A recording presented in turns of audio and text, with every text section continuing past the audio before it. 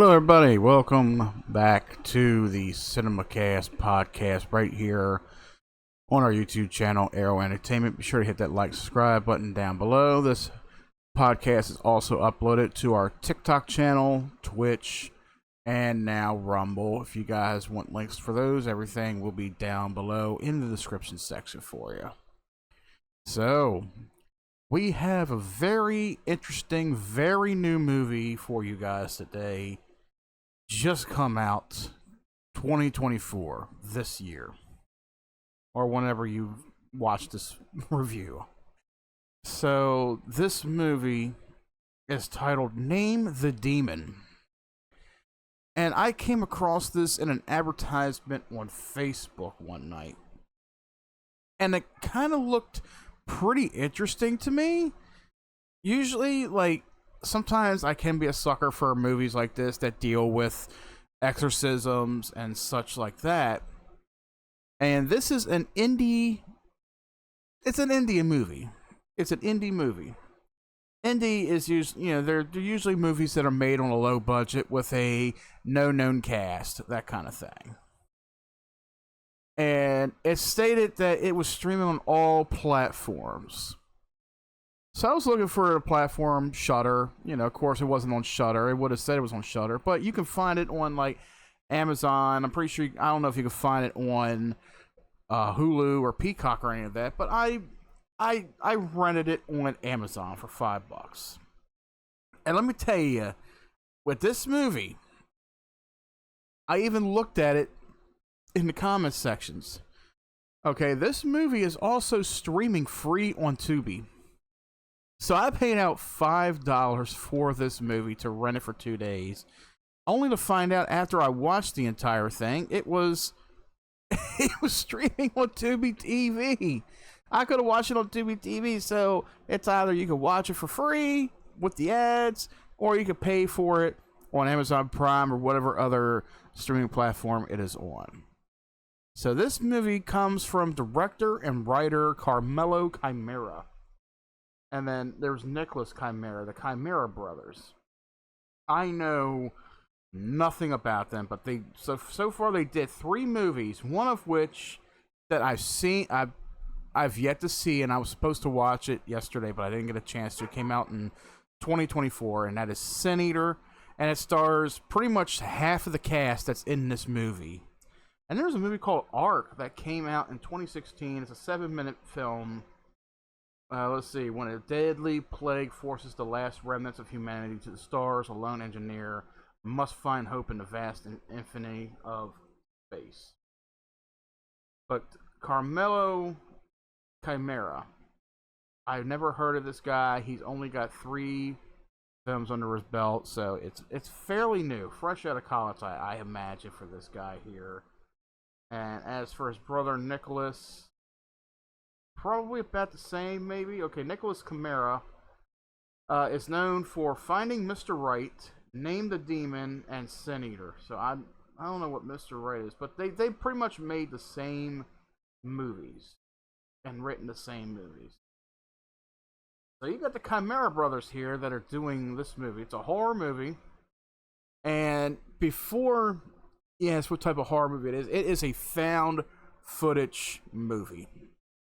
And you guys know, when it comes to found footage, when it comes to topics like this, of course, it's going to be filmed in a mockumentary style, kind of like the Blair Witch Project and several other movies that have followed since then. Mockumentary, it's basically a found footage movie that's filmed in the style which makes you feel like it's a documentary, that these things actually happened to these people and the footage was found and turned into a movie. But that's the case right here, this was not based on a true story, don't worry. But there are segments in this movie where it states, okay, in 2015 this happened, 2019 that happened, that kind of thing, So it makes you believe, it gets you reeled into thinking that this actually happened. That's the power behind found footage mockumentary movies like this, is it gives you an open sense to say, hey, what you're about to see is true. The names were changed to protect the innocent. that statement right there came from a 1950s and 60s show Dragnet, you know? And that statement's been used throughout history, you know, in television, whether it's movies or TV shows, you know, but that is a thing right there, too. So this movie comes out, and it's stated, even in the trailer, it says, over the last 15 years, requests for exorcisms have been steadily on the rise in the United States. And then you start seeing gruesome images in the trailer of what you're about to witness in the movie. So it is pretty bloody. It's a little gory. But let me tell you, for the runtime of just under 90 minutes, how are you going to fit a movie like this in a 90 minutes? It's not even 90 minutes. An hour and 17 minutes. Now, when I see the runtime for an hour and 17 minutes, that's like the runtime for a very shitty horror movie. One of which that I've seen many years ago. I forgot what the hell. I think it was Lights Out. Yes, it was Lights Out from Warner Brothers. And it was based off of that short horror clip that was floating around the internet at the time about, you know, the girl that turns the light off, and in the hallway you see this figure standing there, and she turns the light back on and it's not there, and she keeps flickering it on and off, and every time she does that, the figure keeps getting closer and closer and closer, that kind of thing. So when that movie came out, when they did a full-on movie like that, and I've seen it, let me tell you, that movie to me was trash. It was trash to me. I did not care for the short. Was a hell of a lot better than the movie, because it's like, how can you take something like that and turn it into the movie? That's like looking back in the 90s, and it's like, how do you take a video game like Super Mario Brothers and turn it into a full-length live-action movie? You just get a couple shitty directors, some writers behind it. You know, you make up this story, this dystopian story, you know, about dinosaurs and shit like that, because you figure that's what's in the game. Dinosaurs and reptiles, and two guys that, you know, we'll assume they're plumbers. They're brothers. They're going to save the princess, who's this normal, ordinary, everyday woman in Brooklyn, New York. That kind of thing, you know? So you could take something as simple as an idea, like, let's say I took a piece of paper and I drew a smiley face on it and say, hey, there's a movie. What led up to me drawing a smiley face that becomes an iconic image in history, or becomes an idea? It's just something. It'd be like, hey, I just sat there one day and drew something, you know, that kind of thing. That's what those kind of movies are. But this one right here, oh boy. I don't even know where to really begin with this movie, but the synopsis quickly is the story of David in an effort to save his possessed wife, Anna. This is the remaining footage that was painstakingly put together to help tell the story of this horrific night. Now, I will say that the movie starts out going with Exhibit A and Exhibit B. Exhibit A is it's this guy David, and he is played by I guess you could say a B movie actor, Danny Bowen, and he's filming, you know, out in public with his, you know, wife at the time, Anna Scott, who's played by Jessie Narud. I guess that's how you pronounce her name. And they're so excited to be moving, you know. They're excited to be moving, you know, and and she is pregnant with their child, Grace, who is portrayed by Isabel Pastore in the movie. But then you learn something has horrifically happened to this woman, Anna. But you don't know what it is. She states that she used to live in Salem, and she needs to get out of Salem because of something that happened to her when she was a child that was so horrific. But you never find out what it is until it subtly happens more toward the end of the movie, which is why she ends up possessed. So, if you think this movie is about witches and that kind of thing, because when you think of Salem, you think of the Salem witch trials at the time, you know, like women were, you know, put at the fire because of men's beliefs that they were witches, witchcraft, that kind of thing. But this has nothing to do with witchcraft at all, even though witchcraft does play some part in history when it comes to paranormal in a sense. And there are movies out there that link that, such as Paranormal Activity 3, I think it is. Paranormal Activity 2 or 3, it's one of those. But yeah, where they link witches to the paranormal events of what happens in the movies. So, as far as we know, we got a pregnant Anna. She's pregnant with this child. And David, is like, do you want to open up? Do you want to say what is on your mind? Like, why do you want to get out of Salem? But like I said, you don't really see anything. And then you cut to Exhibit B, which is David following this priest up into the room where she is at. And you can hear her like munching on something or chewing on something. She's bundled up under this cubby space. And then she comes out and attacks the priest and attacks the cameraman. And the next thing you know, it cuts to this cameraman who's holding a camera the entire time. So it's one continuous shot. So from within the first 3 minutes of the movie all the way up to the end, there are no cuts, nothing. It's just one long continuous shot, which is not a new thing to found footage movies, but it is kind of interesting to have a movie where you don't have any cuts, no edit cuts of audio, video, or whatever. It's one continuous shot.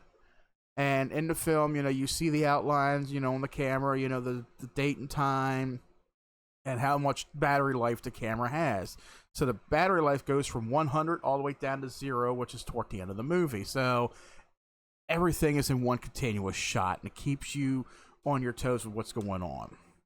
So he shows up with these two priests, one of them who is Father Joshua Matthews, played by Scott Moore. Then you got another priest there, Father Gabriel Lucas, played by Scotty Bowen. And then you got the cameraman, Deacon John Andrews, is played by Jason Potter. So they arrive at this house, and you got David, who's already skeptical of everything. He was asking for another pastor who was their original pastor who showed up before, but you learn that he ended up falling ill to something the last time that he was at the house trying to exorcise this demon. So they do manage to get inside the house, and they explain to him why they're there and that they need to see her, immediately to see how bad it really is. Now, the rest of the movie is pretty much a roller coaster ride, basically, where they do a back and forth, try to perform an exorcism. It's your typical movie where you're dealing with a person who is, possessed by a demon of some sort. But the title name, The Demon, is basically, okay, in the movie, you have Father Matthews, who states somewhere in the movie where he's gonna have Father Lucas perform the ritual, read out some scriptures from the Bible, so they can try to learn the name of the demon.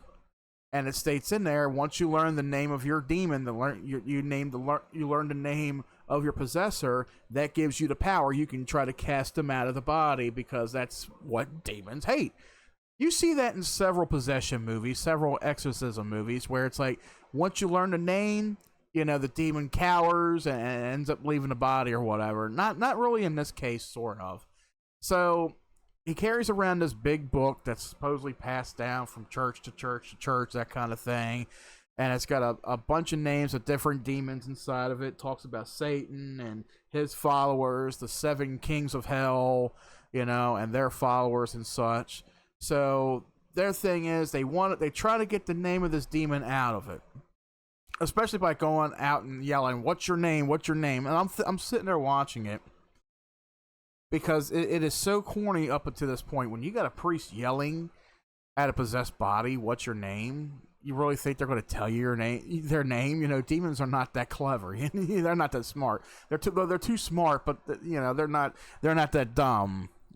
Which is what I was trying to say. They're not that dumb, so they're not going to tell you what their name is or what they are. So pretty much, while everything is going on, this movie already has some very campy scenes to it. It's very cringeworthy, to say the least. And a lot of the dialogue scenes, a lot of scenes that are coming together, with between the priests and the father, the husband, everything just seems like a very, very odd and shitty TV show or shitty horror movie at this point. There's even a scene in this movie. I will do a spoiler for you to get you all. Yeah, it kind of throws you a curveball in there a little bit, but it almost kind of leads up to why the possession happens in a sense. There's a scene about halfway through where the camera is faced on Deacon Andrews and Father Lucas. And Deacon Andrews, he's already terrified of the whole situation. And you got Father Lucas who's trying to calm him down. Tell him we got to do this, we have to do this, you got to be strong, you got to be brave, that kind of thing. And then he leans in to try to kiss him, and Deacon Andrews is like, "What was that? What the hell was that?" He's like, "Oh my God, I'm so sorry. I'm so sorry." And I'm sitting there thinking, and I missed it the first time. I had to go back and rewatch it the second time to get the scene. But I'm like, this priest just literally leaned in to try to kiss this guy, like gay kiss. These are two guys. And I'm like, how does this all fit in this movie? It's a big curveball, But then there's a scene practically toward the beginning, where the husband David, he makes a remark about, there's between priests and choir boys, because it's been going on for decades, where everybody accuses priests of having sexual relations with choir boys and young children, throughout the decades. It's been lawsuit after lawsuit, that kind of thing. So yeah, everybody knows the stories when it comes to churches, priests, all that kind of nature. So there is that theme that's going on. So it's like, okay, you got David who says something relatively toward the beginning about that. Then you hit the halfway mark, where you got this priest who's leaning in to kiss this deacon on the lips, but he quickly ends. He's like, "Whoa, what the hell are you doing?" And he's like, "Oh, I'm so sorry. I did not mean that. I'm really so sorry." That kind of thing. And I'm like, yeah, that's something that should not be in a movie like this. It just completely throws it off. It turns it into something completely different, because the whole plot of the movie is you have a woman who is possessed by a demon, and you got two priests that are trying to figure out what type of demon it is so they can help her out. Meanwhile, I feel for the little girl in this movie, the woman's daughter named Grace. As I stated, she's played by young actress Isabella Pastori. And she's a cute young girl, and you really feel for her. I feel like she has more of a professional demeanor here, a professional performance in this movie, for a child. Child is concerned for her mother's safety. She wants to be there, but she can't be there because something's going on with the mother. So at one point, there's a friend of the family that comes and picks the girl up, but then, comes back later and says, "Hey, Grace, I don't know where she went. She left my side, I don't know if she came back here," that kind of thing. So it turns into one big thing where they finally figure, they got Anna knocked out upstairs, and they, spread salt across the door, on the floor.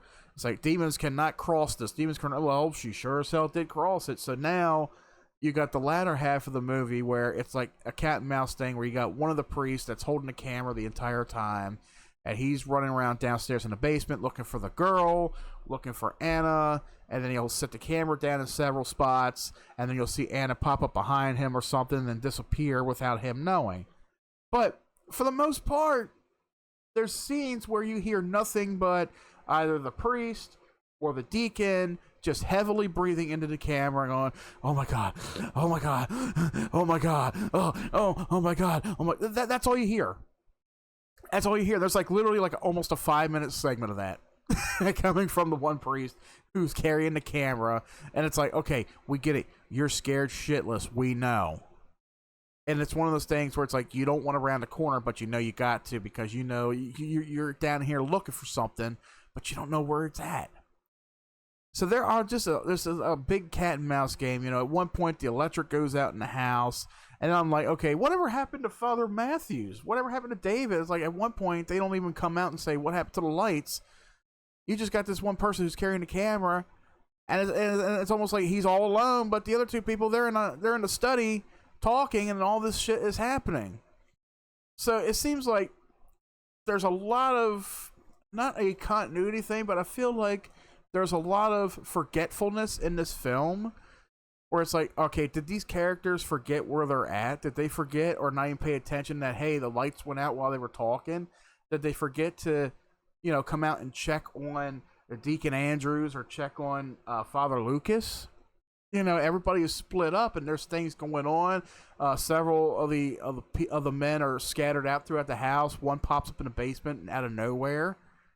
So there's a lot of confusing elements, a lot of real confusing moments within this movie, and it almost wants to take you and just say, hey, I'm done with this movie, and quit out of it. But for me, I was infused with seeing how it turned out, because usually when it comes to either found footage movies or movies that look into the lore of exorcisms and demons, they usually don't end very well. They usually end with everybody dying, of course, you know, but in this movie, not everybody really dies. You know, there's two people that actually do live in this movie at the very end, and I will say that.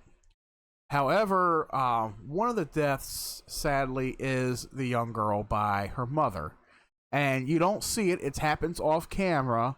You know, you hear her say mommy, and then you hear her neck crack or something, and then that's it. But I will give you all a little spoiler as to what the ending is. Now, if you have yet to see this movie, I always say this in these reviews, go watch the movie. It is streaming on Amazon Prime, and it's streaming free on Tubi. I will say this real quick, though. In the trailer, it says streaming everywhere now. You would assume, okay, this is on every platform. It says streaming everywhere, right? No, it even says on their IMDb, you can rent or buy it on Amazon Prime, or you can stream it on Tubi TV. Those are the only two platforms that this movie is on. If you want to see this movie, do not go to Amazon Prime. Go to Tubi TV if you got a free account on there. Watch it for free with ads. That's the only way I will recommend you watch this without wasting any money. It's better to waste your time than to waste your money. I understand it's only $4 with no with no ads and all, but trust me, you're gonna need that $4 for gas someday. Let me tell you that. So the end of this movie, it comes together if you paid attention to the beginning of the movie, if you paid attention to the subtleness in certain scenes when it comes to, you know, priests and altar boys and stuff like that. It turns out that not only is Anna possessed by a demon, which is one of the 7 kings of hell by the name of Osmodeus, or Osmodius, I think, yes, Osmodius, which is usually the 7 kings of hell represent the 7 deadly sins, and Osmodius is the sin of lust. So it's like, okay, something happened that was sexual, and you think it's with the father, right? You know, David, the husband. No. So apparently it's a big secret as to why Anna left Salem many, many years ago, and something happened when she was a child, because Father Matthews was originally from Salem himself. So apparently when she was a young child, she was molested by Father Matthews. And it's very subtle. It was confusing at first, and I had to go back and re-watch things. But the way she proclaims stuff, even if it is the demon in her that's saying it, but it all is pieced together, and David, you know, he begins to attack Father Matthews for it and say, you're the reason behind all this. And he's like, it was many, many years ago. I'm so sorry. Da-da-da-da. So, yeah. So not only is this movie about this woman being possessed, but you learn about her history of being abused and molested by a priest, Father Matthews, in Salem. And the movie ends, of course, with David beating the hell out of, Father Matthews. And then Anna ends up killing Grace, to which David pulls out a revolver and shoots Anna. And he tries to off himself. But then Deacon Andrews walks over, grabs him, stops him from shooting himself, and carries him out the room. And the camera is left to die at 1%. To which it ends where Grace is now possessed. She sits up and looks at the camera, and then the camera dies off, and that's that. So yeah, this movie it was one big convoluted mess. It was all over the place. It was trying to explain something as simple as an exorcism and a possession. And it was about several things. It was about, this woman who had a history with the church when she was young. And they even state in the movie, they say, something traumatic has happened to make her vulnerable, make her weak easily to possession. And it was something of this matter. So yeah, this movie does have subtle messages about molestation with the church when it comes to young children who attend church and such.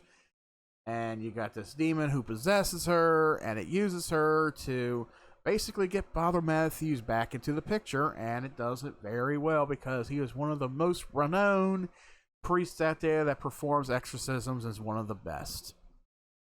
So yeah, this movie, there are quite a few people that actually enjoyed this movie for what it was, as a terrifying roller coaster experience, and it had a very subtle hidden story in it as to why everything has happened. But then there's other people that felt like they've wasted their time, they wasted their money. Myself, actually, I don't think I've wasted my time. I did waste money on it because, like I said, I didn't realize it was streaming on Tubi TV until after the fact. So I spent $4 on this movie, renting it for a couple days. I'm like, you know what? It is what it is. I've already seen it. It's done for. So if I ended up wanting to watch it again for whatever reason, I could just pull it up on Tubi until it pretty much loses, its loses its license on Tubi and they take it off. But yeah, for being a hour and 17-minute horror movie of this nature, and this movie, it has a lot of mixed reviews with it. Now, you could probably try to look it up on Wikipedia. I wouldn't say do it because it's not even on Wikipedia. Movie just came out, brand spanking new. I'm not sure if it was this week, this month, whatever. It came out this year. There is no Wikipedia synopsis on it. You can only find it on imdb.com, or you can watch the trailer on it on YouTube or whatever platform you watch stuff like that on.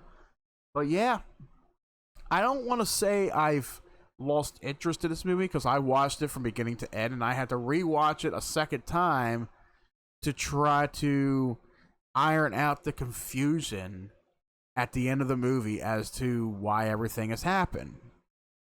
So yeah, there is a lot of subtleness in this movie. It's something you really got to pay attention to, even if it's like quiet areas where somebody like me would need to have captions on and read what's going on within the scene.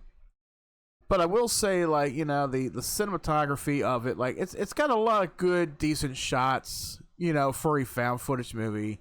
The young actress Isabel, who played Gracie, she did a tremendous job. Even if it's just a handful of scenes that she was in, she played a good, decent part of a child who's concerned about their parents, but is shunned out, is like pushed out of the sight. It's like, please stay in your room, please stay in your room. You can't be part of this and all.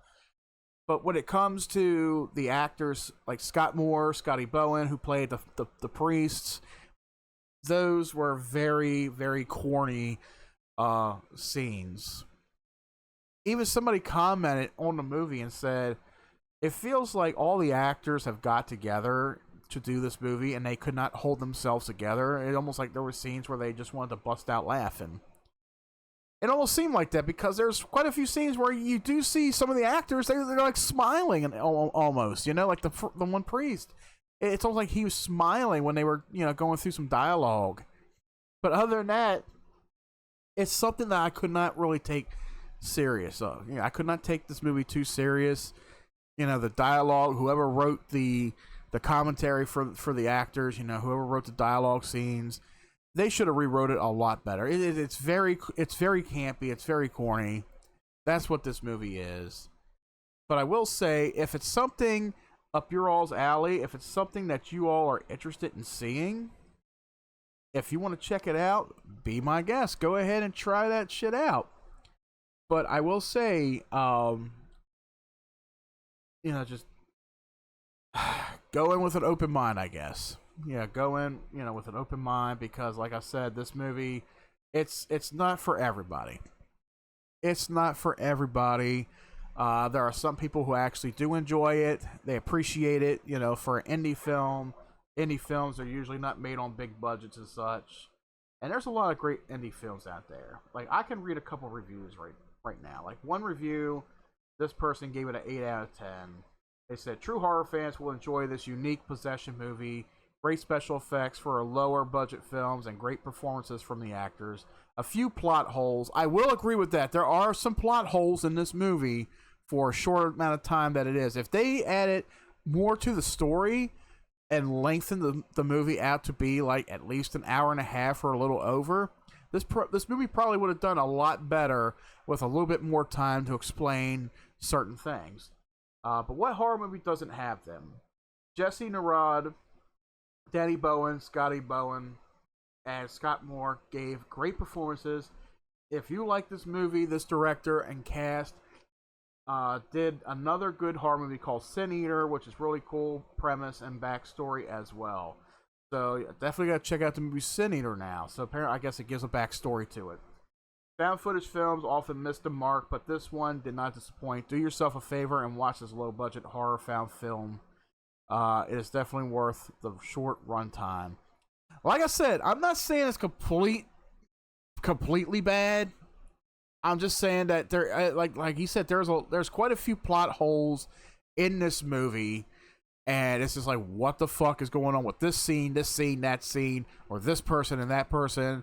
There's very little explanation to the movie, but it tries to get everything out with what they can with just a short runtime for this movie. Now, IMDb, with the user rating, they give it a 3.6 out of 10. I give this movie at least a 6 out of 10 on my scale. I give it a 6 out of 10. Like I said, if it's something that interests you after seeing this review, watch it on Tubi TV. If you're really skeptic about it, do not purchase it on Amazon Prime. Don't rent it. Save your money. Go to Tubi TV. You don't have to pay anything for a subscription. It is free. Go on there, find it, watch it. The movie is Named the Demon. If you enjoy it, come back here and let me know what you guys think about it in the description, in the comment section. And so, guys, that ends it today for today's episode of Cinemacast. I want to thank you guys for joining me today for today's review of Name the Demon.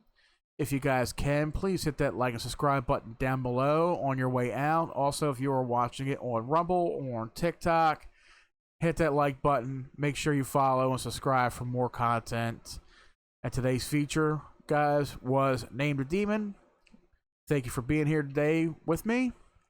And until next time, we will catch you right back here at the cinema.